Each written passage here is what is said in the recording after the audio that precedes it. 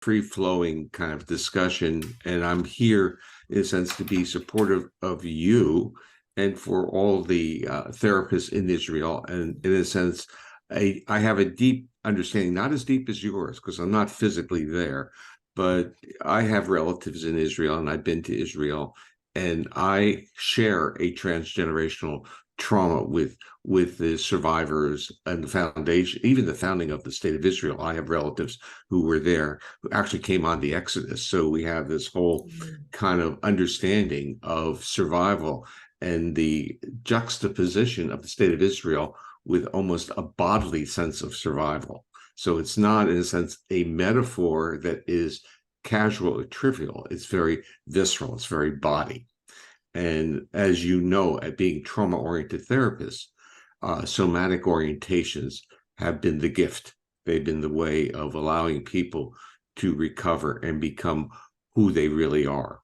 So I'm here for you, and that's what I just want you to understand. And in a way, you're giving me a gift, because for me to be helpful is really, let's say, my journey in life is to take ideas and make them have an impact on humanity. And so I welcome our interaction, and I have a great sense of gratitude for the portal that we're opening. Well, thank you so much for allowing this to happen. Thank you for your support. It's very much appreciated and welcome. And we just Shuli and I thought it would be a good idea to have this conversation so we can help ourselves, help other therapists, help patients. And we were wondering, how long would you like this session to be? Still, I remembered you say we can continue other session another time, which is great. Yeah. So this session, how long would you like it? Would you like it to be? I'd like it to be about an hour, and then if we want to do a follow-up, it's just because there's a lot of triggers that are going to be affecting all of us, and this is I'm going to say it's an impossible problem to solve. So we're going to start with that, and an appreciation for what it does conflictually to our own sense of who we are. And so for the hour, actually, I wanted to start with this kind of conflict that goes on inside the body, because we have to start appreciating our reactions. And that's really what my goal is for the therapist, to understand that they are human and that their bodies are responding, and that therapy is not manualized. I mean, you can't deliver it unless your body is in a welcoming state. And just like Ayelet, when we went on and you were in the crowded room, your body was not accessible even for the social dialogue. So the issue is to be so aware of what we are as a human organism that we react to signals. And those signals are real, and especially for what's going on in Israel now. Those are profound signals that have been tempered in our minds, your minds, over generations. So the reactions are real. And I wanted to really focus on the difference between working with first responders after an earthquake and working with first responders or working with trauma survivors, of which the therapists are also trauma survivors. So you have to kind of like put it into this very complex matrix. And I went online right after the earthquake in Turkey, and that was kind of like, not that hard, because we know that people's sense of safety is disrupted by the signals of the earthquake. But we know that even if we're there, it's transitory. It's going to pass.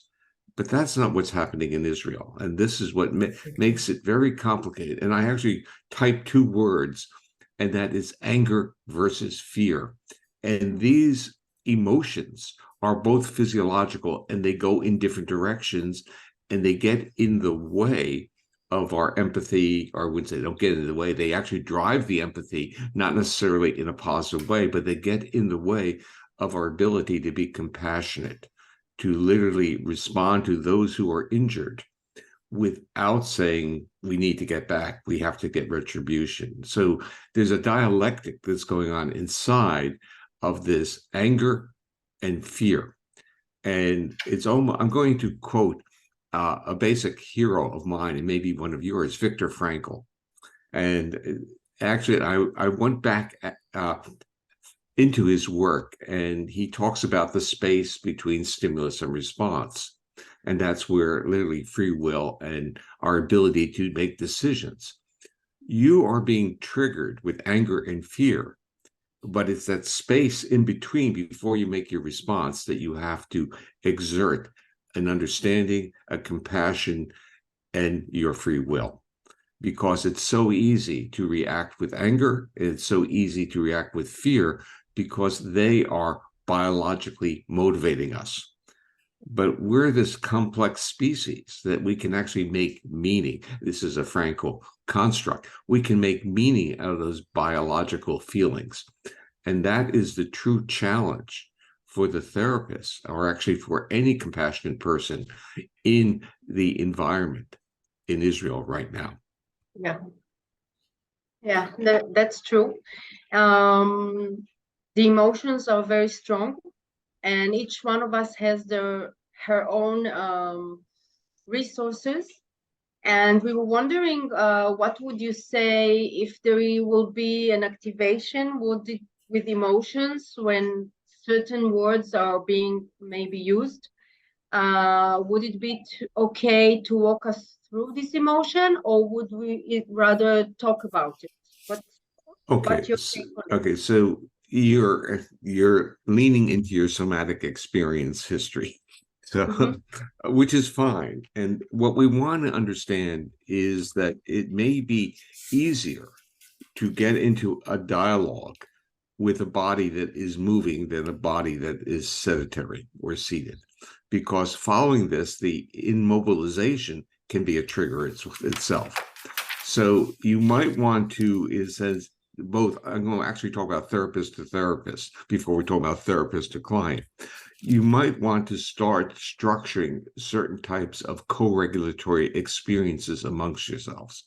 And they may be walks where the body is moving, but is moving with talking, if that is now possible, and expression, basically being a good witness. Because what's happening is these emotions are powerful, and we feel that the expression of them may create problems. And this is part of, I think, what you're saying. They may trigger in other people. And so the movement of the body keeps the individual from, in a sense, being triggered too much because the body's already moving. Let me put it into a different theoretical perspective. We kind of think that therapy is you're sitting down, I'm sitting down, you're talking to each other. But a person who has been hiding or who is withdrawn, who's shut down, or has been restrained, their body does not like that position. So that's where the dance and movement therapist really got on. That's where actually somatic experiencing caught on, was the idea of at least visualizing the movement. And so I'm saying maybe walk and talking or dancing or, rhythmic. I've been online with therapists in Ukraine, and this is also was interesting. They came out of their bomb shelter to listen to me. I mean, quite an emotional reaction for me that their comment was the internet wasn't good enough in the bomb shelter. They would come out. So I'm now creating risk for them. So there's this kind of dialectic going on. But I asked them this critical question. I said, what were you doing in the bomb shelter? And they said, we were singing. I said, what kind of songs? They were singing patriotic songs. I said, how did you look? Did you look at each other? And what were your faces like? They were actually doing, in my mind, polyvagal-oriented exercises. They were utilizing the social engagement system that gave them the ballast to deal with the horrible situations that were going there. So I'm really saying, let's talk to you as representing therapists. What exercises are you folks doing to give yourself a sense of trust and resilience so that you can, in a sense, use that space in between the stimulus and the response and not get angry and not get fearful, but be compassionate and respectful for the others. But in being compassionate and respectful for other people's feelings, you're also respectful for your initial reactions of anger and fear. So we get angry, we get fearful, we think about it, and then we do something. So we create that space. And if we don't create that space, we become the instrument of broadcasting fear and anger to others. And that is not a good, that's not the role of a therapist. And so I'm saying it's not easy. And I'm saying, talking in terms of hypotheticals, because I'm a vulnerable person like everyone else. And I know that my reactions are going to be proximal and caring about my own family, my own body, my own safety. But the co-regulator says, wait a minute, take those feelings. Let's investigate them. And can we move beyond that? You don't have to be, the metaphor I use is you have these powerful feelings. They're energetic. They're there to fight or to protect you. And I talk about it. You get those feelings and you use them as motivators. And I use the term, you ride that horse. And that gets in the way of kind of calming the other person and getting them into a state where they can problem solve, as opposed to just being reactive. Yeah. Julie, you want to comment on that? Yeah, yes. I have a question. So I love polyvagal theory. I'm working with it, it's almost embodied in me with everything else, integrated. And up until, I don't know, how many days, 12 days ago? Yeah. It made sense. Everything that I've learned made sense in working with trauma. And right now, I have a sense that the theories are missing something. I'm totally For instance, yeah. the anger and fear that you said, Yeah. there's also at the same time loss. And at the same time, there is like a collective trauma, a personal trauma, and it is still going on. So it's not, there is anger and there is fear, but there's also a lot of pain and a kind of mistrust. Yeah. So I'm wondering, I know that you, by making this polyvagal theory, like you said in the beginning of the conversation, it's how to help humanity. And I'm wondering if there's a new path now, like a fourth state, which will make sense. I first of all, I don't know if it makes sense, is really what I'm saying, because what polyvagal theory kind of taught me, and I'm going to say I'm the student who's learning along the way, is that we have a evolutionary heritage, and that evolutionary heritage is to be safe with one another. This is who we are, and we basically degrade. We get to lower circuits to be defensive, and we can go in a transitory way and then re-engage. And what you're really asking me is there, you're asking me the hard question, and that is because the true hard question, I think this is the question that I sense is being asked in Israel, and that is saying, enough of this. Survival, so what it's saying is survival is everything, and it might be, or maybe it should be. This becomes a personal discussion, because survival, you have to survive. And this is even in the concept very deeply embedded in polyvagal theory, in building the understanding that shutting down or being defensive, these are adaptive mechanisms. But now we're talking about when a culture is really embodied in that survival mode, how can it be compassionate? Because compassion is literally gets in the way, because you, in a sense, downregulate your threat cues, you assume the best in people, and you want to embrace that. This to me is, okay, we're really talking, I guess there's a lot of compassion also, and goodness, and a lot of effort from, but the body, I don't mean to minimize that, but underneath it, the body is still screaming. Yes. And that, because, so when you talk about another state, the state we normally talk about is there's clarity underneath it when we are compassionate. And in this situation, there's no clarity because the body is still in a state of threat. And I was kind of viewing this as kind of like an existential threat to our whole conceptualization of our civilization, the meaning in life, and how it gets represented within the politics, the country, the community. And in a sense, we're at a level of, does it survive? And if it survives, how does it survive?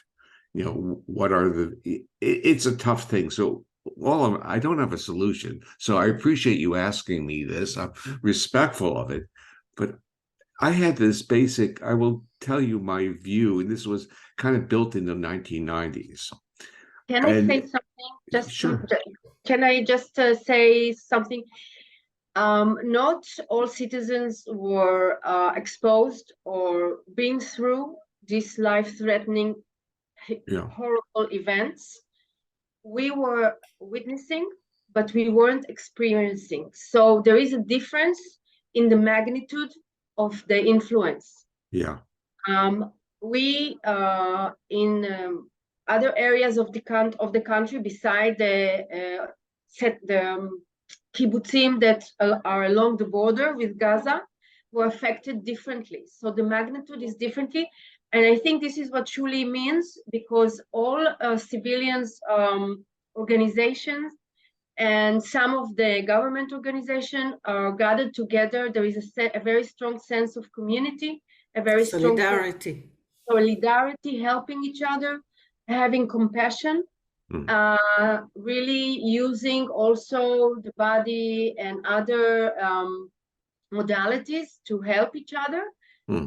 And our focus is, yes, to help ourselves as therapists, but our focus is to help ourselves so we can serve better the people who survived this.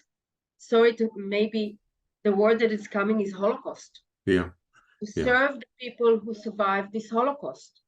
And this is our goal. So just wanted to share, because now I'm in the south of Israel working with the evacuees, and Shuli and I did the same last week also. And so it's how to help us to help them, because it's a different magnitude of influence. The part that the part I'm really trying to say is that your body affects how you can act as a therapist. So in a sense, how you process, whether it's direct or secondary, or what level of exposure, or whether it's just the blatant anxiety of people no longer trusting others or not feeling safe, or trusting the country to create the basics of safety, the body is reacting. And so you have to be, all I'm really saying is the simplicity of what the statement is. You broadcast your physiological state. And that you have to take with you when you interact, regardless of the severity of the trauma, because you are the co-regulator. You're bringing some semblance of a trusting person into the setting. If you bring it in as a manualized therapy without the facial expressivity, the intonation of voice, you're going to be triggering the people that you're trying to help. And this is the complexity of the situation, because you're entitled to feel anger and fear. And that's really where I was started with. You're entitled to have those feelings. And those feelings are not necessarily going to dispel your ability to be compassionate, but they can get in the way of acting out compassionate behaviors. So in the sense, you would be broadcasting signals of threat to others, even though your intentionality is to be helpful. And so that is in a sense the toughest challenge, because you're entitled to your reactions, and those reactions are real, but you are now an instrument in the healing process of others. And that means you have to be instruments in the healing process of yourselves. So you have to create strong co-regulatory experiences within the therapeutic community. That means you have to not burn yourselves out. And that means time together, time to talk, time to take yourself out of the direct interactions with therapists, because your bodies can't handle it. And that's part of what we know. We know enough about trauma that it comes into our system through different portals. Okay, yeah. And now I was going to make one comment to Shuli's issue, and that was when I was building the theory in the 1990s, I had this very naive, optimistic view that signals of safety would right all the wrongs, and that we just needed to be able to accept that. And the other part, when we started to work with those that were severely traumatized, or people were applying, let's say, the safe and sound protocol, the acoustic intervention, it ended up giving signals of safety to the body. So the body became like this, reflexively through neuroception, but the interoception, the bodily feelings, percolated up, and they said, I'm getting out of there. So they would like this, and suddenly, wham, I got to get out of there because I don't trust people. And I'm concerned that the people that you may be working with need to work slowly, because their bodies are going to be so twisted or tweak to not accept signals of safety. The body is, in a sense, body tries to keep us alive. And at times, if we don't trust anyone, we're safest, but not for long periods of time. And in fact, as somatic experiencing came through that whole lineage of figuring that out, and then building mental images that also regulate physiological states.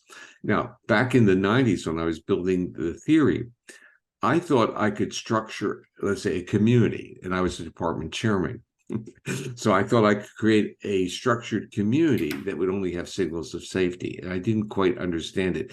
That's when I rediscovered Viktor Frankl, and where I realized that even under the signals, the worst signals of threat, the angels can show themselves. There are people who can navigate, because up to that point, I couldn't understand how a person could, let's say, respond in a co-regulatory manner when being bombarded with signals of threat. And then I basically, it was like I had read Frankl in the 60s. So I had gone back and said, wow, this is something different. And this is what I think, Shuli, it's another state. The other state is thank you. Is this capacity, this capacity to take the fear and anger and go above it. And I wrote a paper recently on appeasement. And appeasement, we talk about appeasement and we kind of link it with fawning and Stockholm. Appeasement is something totally different. Appeasement is this really amazing nervous system that convinces the predator that they're not a threat to them. So it's a navigation, but the body is still in a state of threat. But the expression, the facial expression, the voice, the gestures appear to be social engagement. So I talk about it as literally a super capacity. And I think what Shuli is asking is, you're not asking. I'm really trying to say that you folks have to be in that super capacity, because you have to both acknowledge that your body is reacting, but you also have to understand your role in this complex, challenging world. And I don't mean to put pressure on you, because it's not voluntary. So those who are the super appeasers, or those who can walk through literally the fire of all this, that's not a choice. That's a physiological reaction. So your job is to get a better understanding of your range, and not, in a sense, treat yourself with shame and blame if it's too much for you or too much for your colleagues. And this is where that self-monitoring and co-regulation with your colleagues is important. You have to be, in a sense, part of their surveillance system of their own body. If not, their work is going to degrade, because they're going to be broadcasting what they're literally trying to help.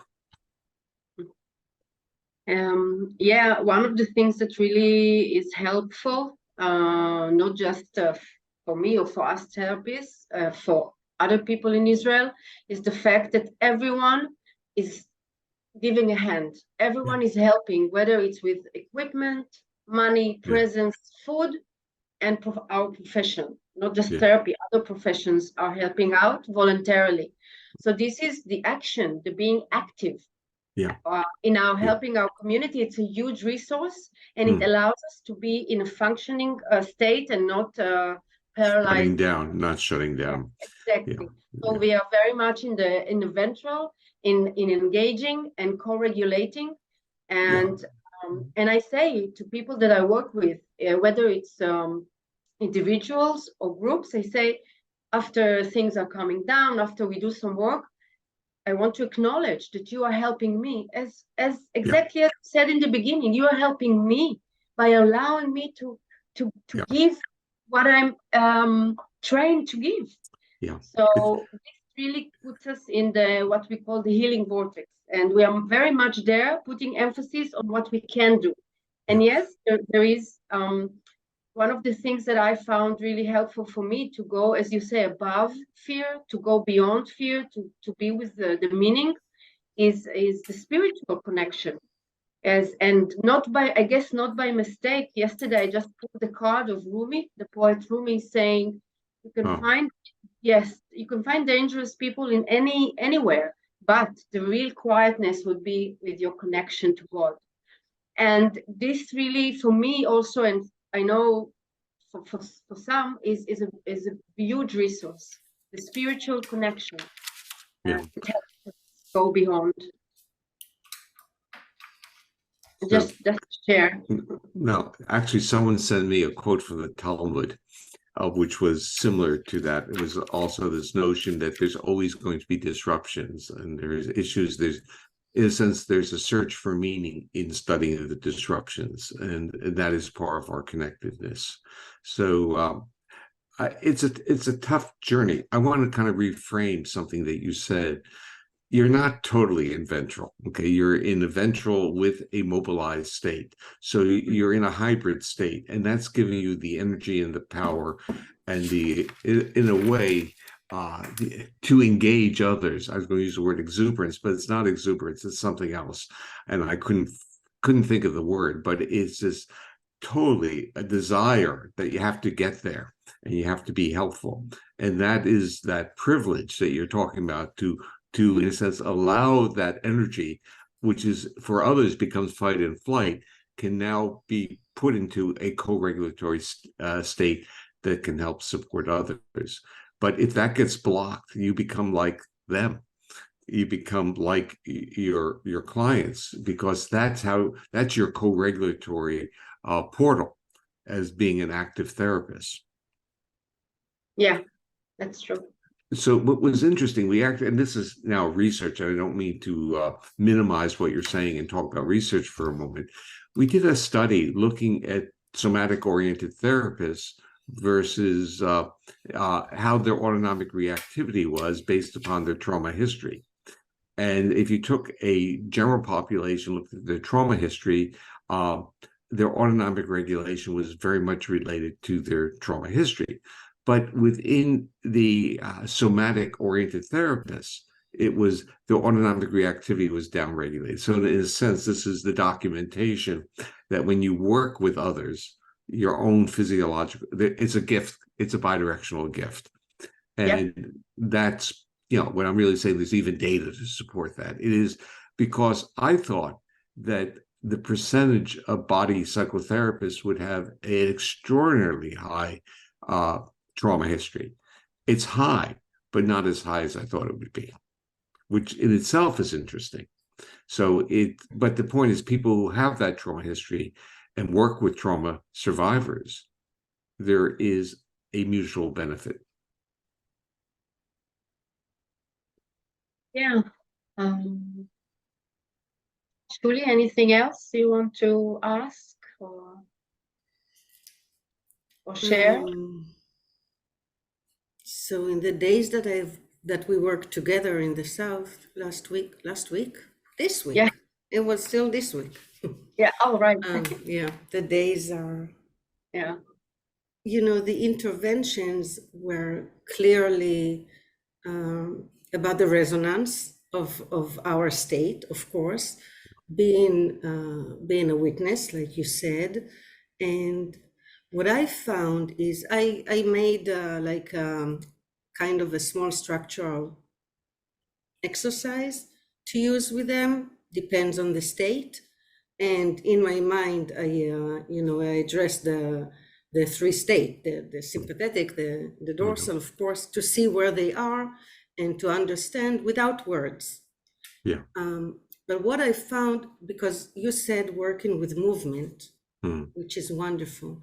And I found that working with movement, just working with the breath was not, for the people that I met, okay, was not a resource if they didn't, if they didn't do it before. If they didn't meditate ever, or, but adding the movement to the breath, by putting the hands and together with the breath, or holding my hands, that was really helpful. So I think the adding the walking is even is even stronger, especially for therapists who are, I hope, a bit more resilient, because that's what we want to do. So surely they're the people who do tapping. Okay, so when I interpret or deconstruct what tapping is, exactly what you're saying. It's incorporating a movement which then makes it incompatible with sinking into an immobilization response. So even though the tapping has its own theoretical perspective, it's not the one that I use to interpret what they're doing. So they're actually doing what you're doing. They're moving their body or touching or doing something and giving agency to the movement. And that in itself keeps the body from shutting down.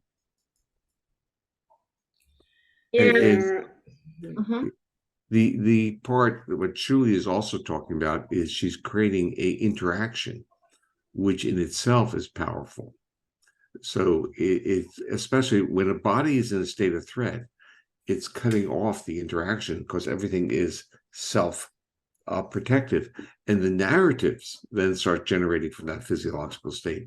And by holding hands or touching in a respectful or mutual way, or even hand holding, breaks that boundary, enables the body to feel part of another. Ayelet, you wanted to ask something?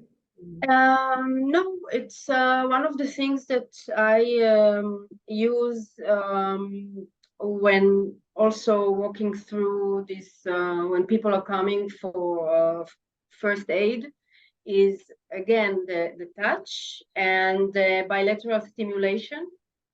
So it's, as you said, it's going basically turning our attention outwardly and not just keeping it all in, by using the movement. And this bilateral stimulation is has the same mechanism as walking. Walking is also bilateral stimulation. So basically what I did until now is sitting, doing this bilateral stimulation, and then going through what they needed to go through, and understanding that each meeting is one drop in the ocean of the process of going towards healing, and effectively helping it, understanding that our states affect everyone around us. So I would add one other statement to the interaction with the clients, and that is honoring the fact that they are in a state of fear, a state of anger, and that is the body's natural response. It's real. It's nothing that they have to do is suppress. It will be processed if they don't suppress it. So the issue is, it is there in our body. It's been there for, let's say, hundreds of thousands of years, millions of years probably, in terms of our heritage through mammalian physiology and anatomy, that is how our bodies have survived. And basically listening to the body and getting that wisdom and almost talking to the body and saying, I appreciate what you're doing. It's like, and that's what you're doing as a therapist. You're telling the client that you appreciate their valiant attempts to survive. Especially since this is still going on. It is not safe. I got an email last night from a physician from outside of Jerusalem who said to me, she's had 10, it's been a 10 sleepless day session, trying to be supportive of the therapist that she knows. It's very challenging. But she also said there is this community, and really, there's kind of like, it's even with the fear and anger, there is a sense of something can be done for people, and they're reaching out.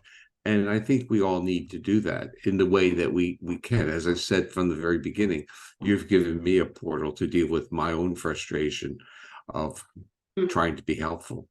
And I sit back, and, we all sit back and say, how would we react in that same setting? And I'm basically hesitant to really say that most of us would not do very well, so that we can create the idealistic who we are. But when life threat challenges our nervous system, we don't know unless we're in that setting. And some of us will be surprised in the negative way and some in the positive way.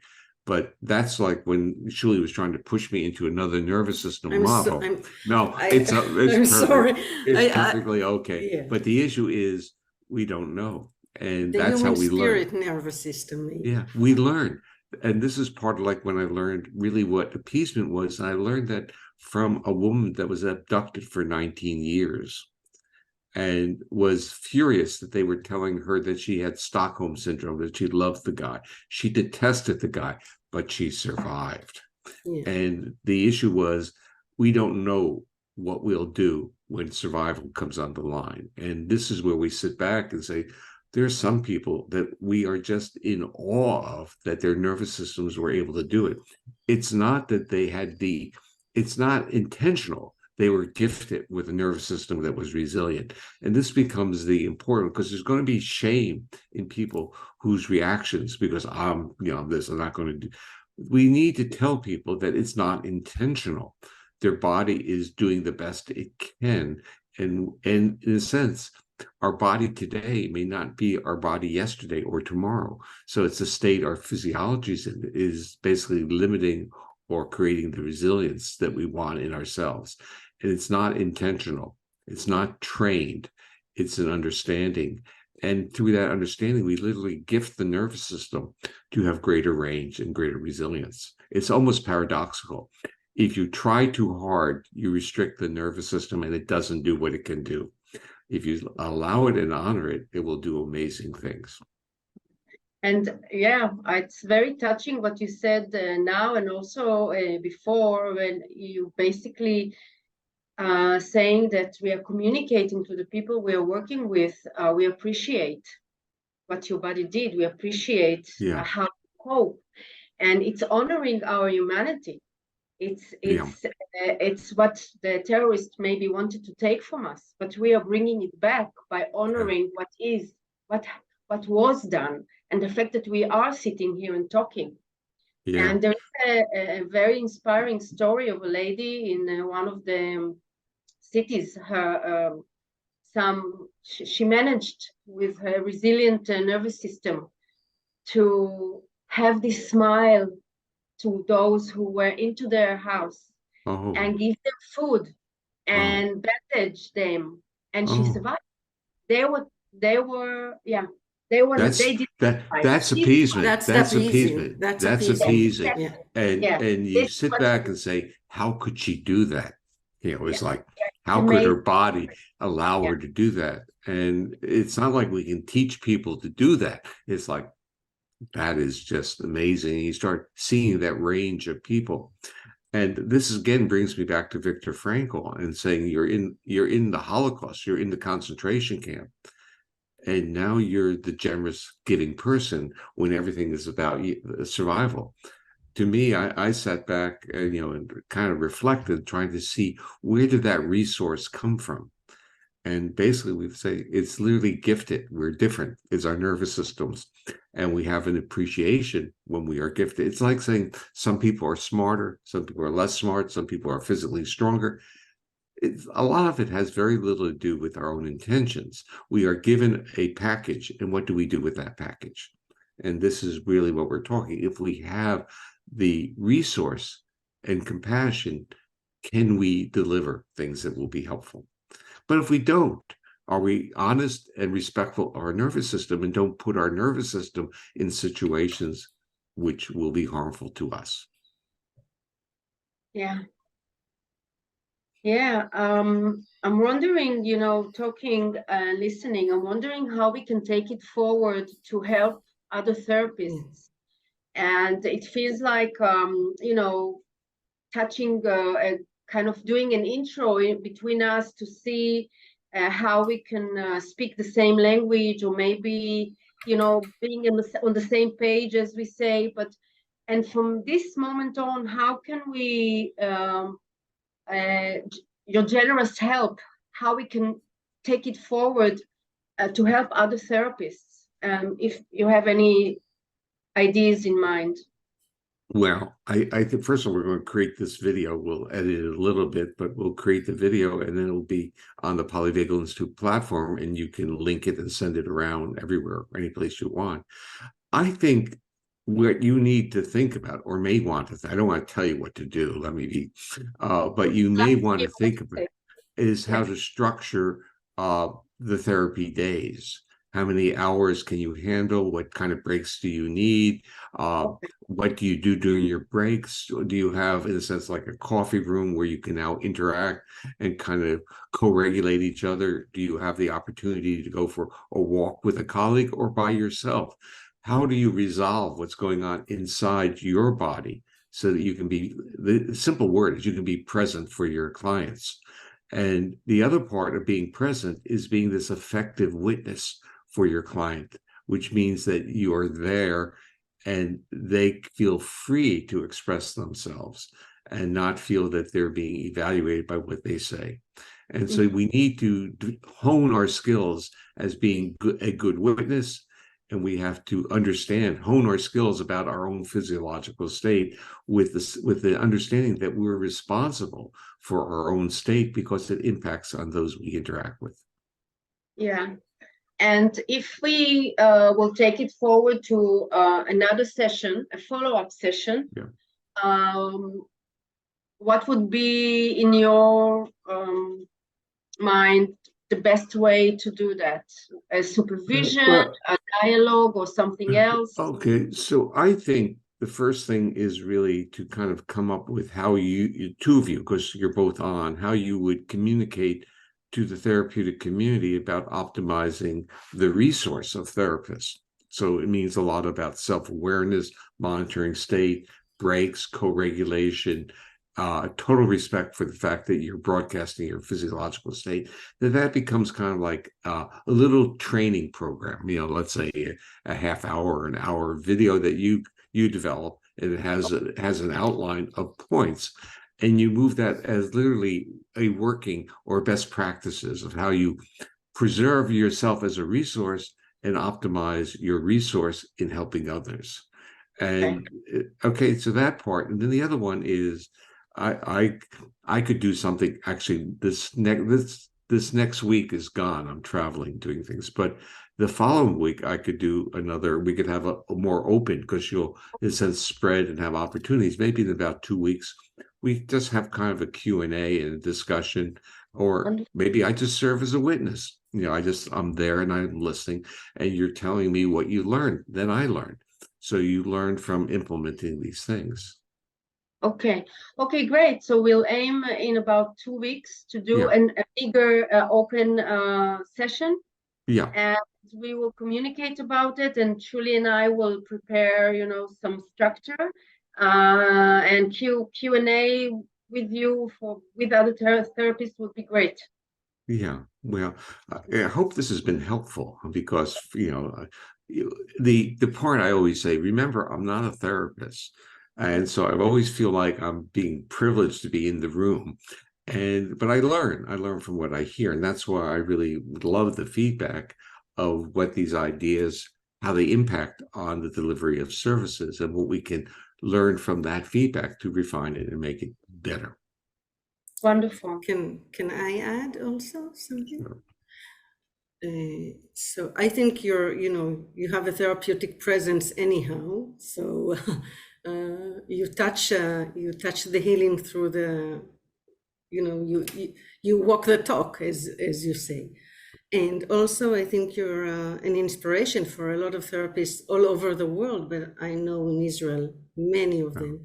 So just the fact that you agreed to meet with us and talk to us and listen and think together and give advice, in itself, this is a huge resource, so that, we can share and we can say. Personally, I will have a lot of questions about the theory. I know it already. I will have it, but that is, not for now. But I think, we're meeting people in different states, and they went through different life-threatening, nearly death experiences, but in different ways, and it's an ongoing situation. So even all the therapists in Israel, not just the therapists, but all the therapy community, the doctors, nurses, social workers, therapists, psychologists, everyone is teaching one another about what they've learned in the last 3 days with the population that they met. And it's like we're reinventing the practice of working in such a trauma, because we never met anything like that. Yeah.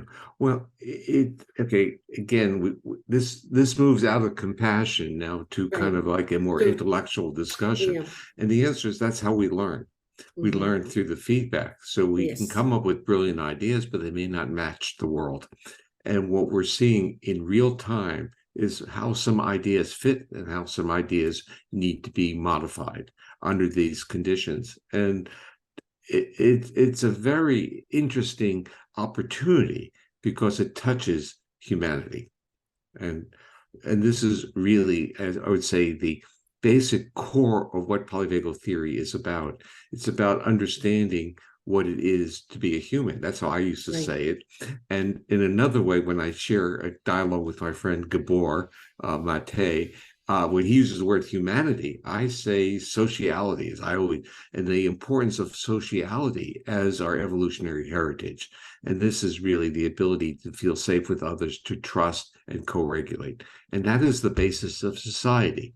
And what you have experienced, and I've experienced, let's say, not directly, is how that fabric of sociality has been ripped. And our job is to, in a sense, understanding what that ripping does to the individual and how we can repair it, how we can, in a sense, foster sociality and trust in others. And I'm going to qualify that in appropriate, safe enough context. And that is critical because of the experience going on in Israel. It's not safe enough at the moment.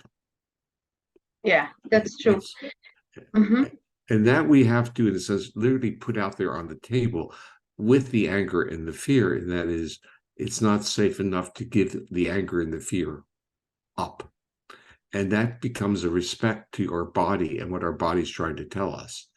But we can create partition parts of the world. Like for Ayet, I said, go into a quiet room, even if it's a closet, because I can't really interact with you unless you are safe enough to interact with me. And that was what the message was. And once you walk into that room, your face and everything changed, your voice and everything. So we can see this in our therapeutic world or in our social world. Are we safe enough to be who we are? And that I see as our goal in life, to be safe enough to be who we are. And just one remark about feeling safe. Now in Israel, in our days, we have islands of safety. Yes, generally it's not safe, but we have islands of safety in all over the country. And we operate in these islands of safety. This is part of the points both of you are making. This is a long road. This is not a weekend trip. This is a long road. Right. So how do you maintain the resource with sufficient resilience to solve the problems. For now, what we do is people, one team are staying here for 1 week, going home to recharge, and then another team is coming. So every few days there is a change. What you need to do, and this is I'm giving you a task, is to find out whether the alternating weeks is sufficient, whether it works, whether they recharge, whether they back, or is it degrading? What is the right interval? How should the team be managed for maximal effectiveness? And I think we have to learn, because we're in new territory. And that's where the feedback about individual bodies are saying, maybe someone 2 days is fine, but another person, they can't move for a week. They're in bed just trying to process what they've experienced. So that's part of what I want to hear. I want that feedback of how therapists are dealing with what's being demanded of them. And I'm taking this as literally my personal interaction in engagement with you, is how do we optimize that resource? So if we see our next meeting as optimizing the therapist as a resource, that's what we're going to talk about. Wonderful. Great idea. Okay. Thank you so much. Listen, my heart is with you, and I really wish you all the best in this. And, I'm keeping, as I say, an ear and an eye on what's going on. And, if I could say as much as my body allows me to do, because it is a trigger to my nervous system as well. And look, I'm thousands of miles away. I'm not living in your place. And I have no idea, as I said earlier, no idea how my nervous system would react under that type of threat. So first of all, my heart is with you, and a virtual embrace to both of you. And I look forward to engaging you and your community in a couple of weeks.